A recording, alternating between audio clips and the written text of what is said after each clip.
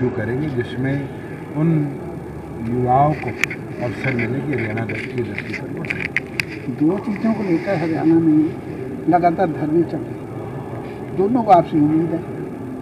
दूरदर्शन वाले भी धरना दे रहे हैं, ये तलवंडी राणा भी धरना दे रहे हैं। दूरदर्शन की मेरी अनुराग जी से बात हुई, ऑपरेशंस कट डाउन करेंगे, मगर जो डीडी किसान है चैनल जिसका ऑपरेशन आज पूसा से किया जाता है, उसका एक सब सेंटर हिसार शिफ्टिंग के ऊपर उनने फाइल चलाई है। मुझे पूर्ण उम्मीद है कि जल्द डीडी किसान को 8 घंटे तक का रिले HAU लुवास की मदद से हम हिसार से करवा पाएंगे, क्योंकि केंद्र सरकार ने ये निर्णय लिया है कि दूरदर्शन के मेजॉरिटी सेंटर्स उनने बंद करे और कट डाउन करे। बॉम्बे में 4 बिल्डिंग्स को उनने 1 बिल्डिंग में शिफ्ट किया, इतना कॉस्ट कटिंग पे वो आए हैं। और डिजिटलाइजेशन के ज़माने में अगर मैं आपसे भी पूछूं तो ये मोबाइल और ये छोटे कैमरे ये तो अब आए हैं, पहले तो बड़े बड़े कैमरे लिए जाते थे। तो टेक्नोलॉजी ट्रांसफ़र के बाद ज़रूर IT इंडस्ट्री में बदलाव आया है, और उसको देखते हुए भी जो डीडी किसान है उसका एक हम टाइम स्लॉट हिसार लाने का प्रयासरत है। जहाँ तलवंडी राणा की बात है, प्रोजेक्ट नहीं रोका जा सकता, प्रोजेक्ट अपना चलता रहेगा, समय अनुसार हमने इसको कंप्लीट करना है। ऑल्टरनेटिव अरेंजमेंट्स हमने उनके लिए किए थे फॉर द टाइम बिंग कि नागरिकों को दिक्कत ना है, उनको बताकर ही उस रनवे की जो क्रॉस कटिंग थी उसको बंद किया गया।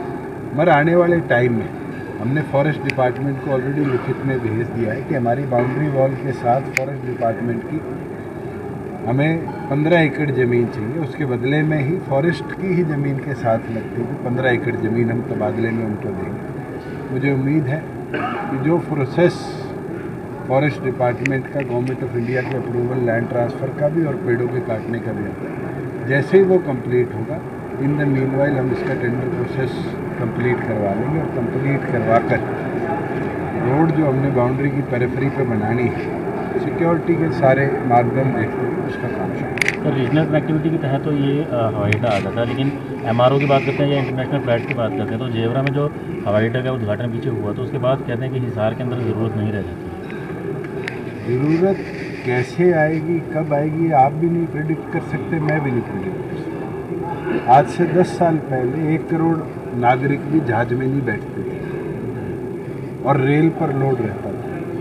आज सेकंड क्लास AC जो कोच होती है ट्रेन की, उसमें 14 करोड़ नागरिक ट्रैवल करते हैं। वहीं जहाज के अंदर इकोनॉमी क्लास की अगर मैं बात करूँ तो 16 करोड़ से ज़्यादा नागरिक ट्रैवल करते हैं। ये बदलाव है, और ये आने वाले समय में जो जहाज़ों की स्ट्रेंथ 200 थी आज हम 940 पे पहुँच गए, और गवर्नमेंट ऑफ इंडिया की प्रेडिक्शन है कि 2025 तक ये 1500 जहाज़ हिंदुस्तान में होंगे। उनको मेंटेन कहाँ किया जाएगा, उनको रखा कहाँ जाएगा, ये सारे सवाल हमें भी एनालाइज करने हैं, और कौन पहले मोर्चा मारेगा ये देखना है। जेवर से हम 2 साल आगे, अगर कोई भी साथी जेवर गया हो आज जाकर देख कर आओ, अभी तो वहाँ फर्स्ट लेयर जो WBM की है वो डलनी शुरू हुई है। हमारा तो रनवे कोर कटिंग होकर लाइट फिक्सेशन तक की स्टेज पे आ गया, और फर्स्ट मूवर्स एडवांटेज जो है उसको हिसार केटर करेगा। अगर हम एयर इंडिया को यहाँ FTO के लिए ले आते हैं तो मुझे पूर्ण विश्वास है जो 400 से ज़्यादा एयर इंडिया ने नए एयरबस के जहाज A350 खरीदे उसका MRO एयर इंडिया फिर यही लाने का काम। हवाई जहाज कनेक्टिविटी की बात होगी, काफ़ी टाइम से डिमांड है कि हिसार से चंडीगढ़ रेल कनेक्टिविटी भी होनी चाहिए। रेल कनेक्टिविटी का फिर जो पोर्शन था पिछली गवर्नमेंट में प्रपोजल भेजा गया था HIRD की तरफ से कि हाँसी नारनौल जींद को जोड़ा गया जिससे हिसार चंडीगढ़ की कनेक्टिविटी है। उसका रेलवेज ने सर्वे कराकर अपनी रिपोर्ट दी है कि वो नॉट फीजिबल है। मगर जो उलाना से नरवाना कनेक्शन की बात थी, जाखल जाके ट्रेन मुड़ के आती उसकी रिपोर्ट आनी बाकी है।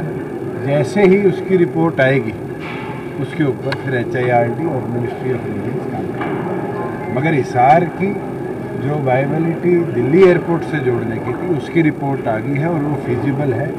अब रेलवे को हम लिख कर भेज रहे हैं कि रेलवे जो झज्जर से लेके फारूक नगर तक का लिंक है लगभग 25 से 30 किलोमीटर के बीच का है, उसका एक्विजिशन प्रोसेस शुरू है। स्टेट उसमें अपनी 50% सर एलिवेटेड रोड की बात उसका तो बजट अनाउंसमेंट होगी। 723 करोड़ रुपए का बजट प्रोविज़न हमने रख दिया है। उसके अंदर हम कोशिश कर रहे हैं कि जो जायका है जापान का बैंक, वो 2% इंटरेस्ट पे लोन देता है, स्टेट लोन लेकर जैसे ही लोन मिलेगा इसका टेंडर हम इशू करेंगे।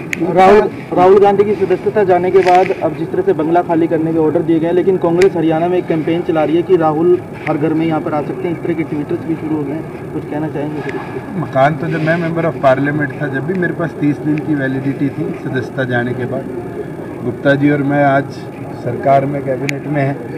जिस दिन सत्ता परिवर्तन होगा, नई सरकार आएगी, हम कंटिन्यू करेंगे। ये तो किसको पता है भविष्य में क्या होगा। मगर जिस दिन सदस्यता या पोस्ट जाएगी उसके बाद ये तो आपकी जिम्मेवारी है कि 30 दिन के अंदर अंदर आप खाली करते। आना किसके घर में आना कोई रोक सकता है?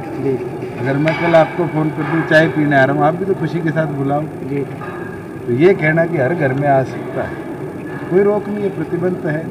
मगर किसी के अपमान का है या लोकतंत्र के रक्षा का है, ये बनाया जा रहा है। हाँ, बात सदस्यता जाने की, डेफर्मेशन का केस था, कोर्ट ने फैसला किया। अगर कोर्ट के फैसले के खिलाफ चुनौती देनी है तो सुप्रीरियर कोर्ट में जाओ। और ये कहना कि मिसयूज ऑफ मशीनरी है, ये तो मैं तो आज भी आपके आगे कहता हूँ। चौटाला साहब को, डॉक्टर अजय सिंह चौटाला जी को 13 में सजा हुई थी, उस समय हम भी कहते थे कि मिसयूज ऑफ मशीनरी है। इसका मतलब तो कांग्रेस जो आज बात कह रही है 2013 की हमारी बात के ऊपर मोहर लगा रही है कि कांग्रेस ने किस प्रकार से मशीनरी का दुरुपयोग किया। 2024 को लेकर किस तरह की तैयारियों में जुटी है जेजेपी, क्योंकि गठबंधन को लेकर भी पूरी तौर पे तैयारी है और दोनों पार्टियां मिलकर प्रदेश में 3.5 साल से अच्छी सरकार चला रही है, सफल सरकार चला रही है, प्रोग्रेसिव सरकार चला रही है और आगे भी इसी तरीके से 1.5 साल की सरकार प्रदेश में चलेगी। ये कहना कि तैयारी है, हर पॉलिटिकल पार्टी चाहे नेशनल हो चाहे रीजनल हो, वो अपने एरिया को पूरी तरह कवर करती है और दोनों पार्टियां अपनी तौर पर काम कर रही है। और दोनों ही क्यों, चाहे वो कांग्रेस हो, चाहे वो INLD हो, चाहे और कोई दल हो, मुझे नहीं लगता कि कोई भी ऐसी पॉलिटिकल पार्टी है जो कहे कि नहीं हम तो आधी विधानसभाएं आधी लोकसभाओं पर ही काम करेंगे आधे प्रदेश में। जिस दिन आपने प्रदेश को आधा कर दिया तो प्रदेश की जनता भी आधा कर दी। अजय जी कह रहे हैं कि उनके काम नहीं, वर्करों के काम नहीं, ताकि वो माफी मांग रहे हैं। काम किसके लिए हुए मैं तो मान नहीं सकता। अगर डेवलपमेंट वर्क्स की बात है तो हमने प्रदेश भर के अंदर भरपूर डेवलपमेंट वर्क्स कोविड काल के बावजूद भी चलाए और कई ऐसी चीज़ें हैं जो मुझे लगता है नॉन वायबल नॉन फिजिबल होती है और 100% तो मेरे को लगता है भगवान भी काम पूरे नहीं कर सकते। प्रेमलता है वो आरोप लगा रही है कि उचाना विधानसभा में जो वादे किए थे वो पूरे नहीं किए। मेरे से ये बता दो कौन सा पूरा नहीं हुआ, बल्कि ये गुप्ता जी खड़े हैं रिसेंटली अभी हरियाणा का ही नहीं नॉर्थ इंडिया का मॉडल फायर ट्रेनिंग इंस्टीट्यूट अगर कहीं बनेगा तो उचाना में बनेगा और कितने युवाओं को उससे प्रशिक्षण भी मिलेगा और रोजगार के एक अवसर इमरजेंसी सर्विसेज के अंदर भरपूर मिलने का काम है। दिग्विजय कह रहे हैं